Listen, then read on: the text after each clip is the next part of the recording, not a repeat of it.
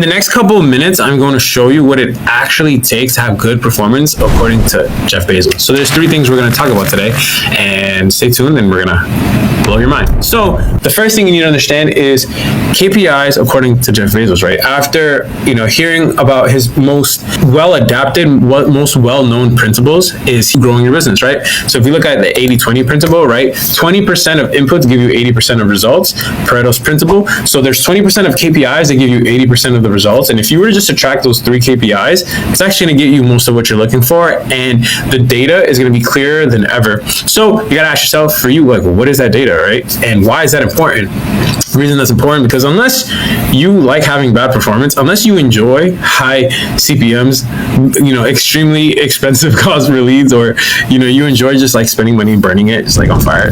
I know some people enjoy that because they don't work with people like me. So they think they can figure it out on their own. But if that's not you, and hopefully that's not you, then you got to understand there's about 3 KPIs that it's going to make the biggest difference for you. So what are those KPIs, right?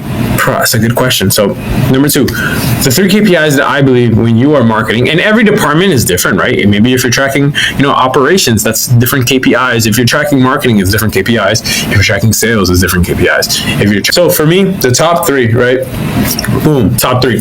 First one I'm going with is cost per thousands impressions, right? CPM. Because if you understand your CPM, right, then you understand that there might be blue oceans, other areas, right? So like everybody's gonna try to, do where everyone else goes, right? Monkey see, monkey do. Everyone's on Facebook, everyone's on Google. However, there is a lot of potential in diversifying your traffic sources, because I know some people kill it on Snapchat. I know some people kill it on Reddit. There's also advertising on these little newsletters, these little email lists that are super niche. Maybe if you own a sewing community, right, and you sew sweaters and something, and there's a community of 300 girls who sew, right, sweaters and stuff. Then if you're maybe a knitter, right, maybe you have some material, or maybe you own one of those machine thingies, then that would probably be a good place, right?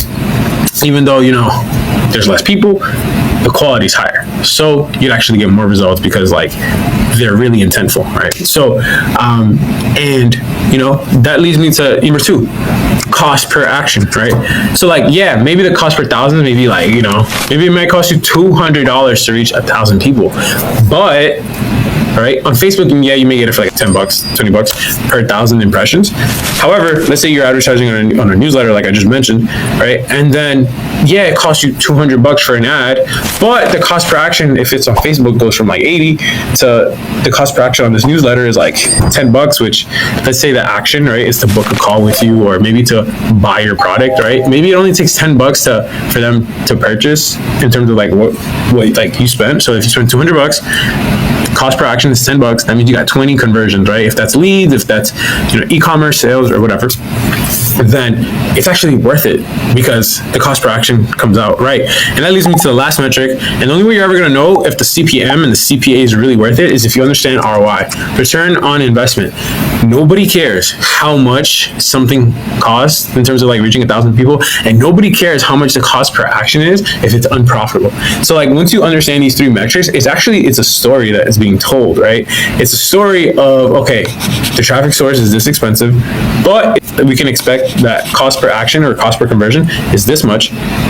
And then, okay, based on these 2 metrics, what does the ROI say? Because you could have great CPMs and you could have great cost per actions, but you're losing money. There's no point, right? So that's why these 3 metrics are my favorite 3. And if you understand these 3 and you were to ask them off the rip, then you understand okay, where is this marketing? Where is it in terms of how profitable it is, how well it's doing, what are the traffic sources that they're using? And if you don't understand these metrics, then you're probably not clear on, what's actually giving you your result. You're probably kind of just guessing. So that gives me that's another story being told. I'm all right, this person probably doesn't know what he's doing, and probably isn't aware of why it's working. So honorable mention, right? I'm gonna give another one, 4th one, but it's clicks. Why do I like clicks? Because the thing about clicks is you can track, you can financial model what are the results, and you can predict where you're going to go with how many clicks you get. So let me explain this. So it's a lot of people believe we're just going to run ads, and if we spend $30, we're going to get 1 purchase. That's not true, because at the end of the day, the money doesn't matter necessarily. It's more of how much does it cost to have a certain level of metrics, because money stays the same, but metrics change, right? So like, let me tell you an example, right? So yeah, it costs more to acquire to 1,000 people to see my stuff, but the cost per action is actually cheaper, which means my ROI goes up. So like, once you understand these three metrics and then you understand the clicks, okay, you understand that $30 actually gets you 30 clicks, and all you really need is 30 clicks in order to see a cost per action of let's say $1 a click, right? To see a cost per action of $15 compared to Facebook, which is 0, then you understand it's like, okay, I only need 30 clicks, which means like it doesn't matter if the price goes up, goes down. If you hit 30 clicks, you're gonna get 1 on average, right? So that's why I love clicks, because you can financial model, or you can predict, or you can forecast, or you can whatever you want to call it. You can see how many clicks it's actually going to take to get a sale after you've you've proven, and you have proof of concept, and you've proven like this is selling and it's working. Now it's just a matter of reverse engineering how many clicks it's going to take based on the traffic source, and you're golden. So that's why I love clicks. It's a good honorable mention. But however, if you track those three, it's just going to tell you a better story, because sometimes clicks can be misleading depending on the traffic source. So that's another thing to consider. And the last thing, it's like, this is where the heavy lifting is done. A lot of people make decisions based on emotions, and that's every human. I'm not saying a lot of people, like I don't. I do. Some people more than others, right? But most people, like, they make decisions based on not looking at the data, right? But when you're intentional and you can look at the data, this is where the heavy lifting's done. Because like, you can legit, let me tell you a secret. You can legit just people buy a couple numbers, and you can see a whole prediction on like how much it's going to take to acquire a customer, how much it's going to take to actually do this. And there's calculators that do this. It's called financial modeling. Maybe you haven't heard of it. If you haven't heard of it, then you're welcome. I just changed your life.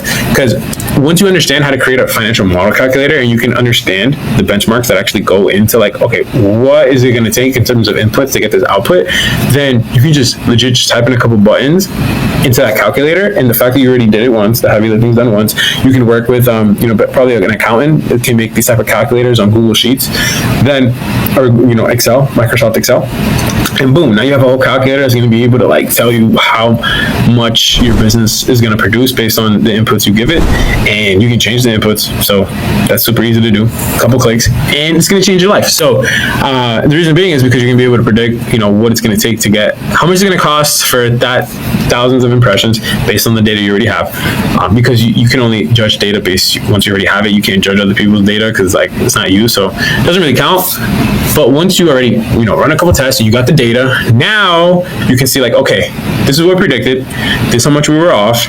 Now based on the data that we already have, let's input that data and the benchmarks, and like let's say per 1,000 people who saw the ad, maybe only like 1% click, so only 1 click. So if you have that data, you can input that like from ad to click, the click-through rate was 1%. So we now input into the data, and let's say we want to get 30 sales. We can say, okay, now that we understand it's a 1% click-through rate, or based on the people who see the ad, only 1% click. Now we have that metric, and then you can do that for the entire calculator, the entire process, and you win.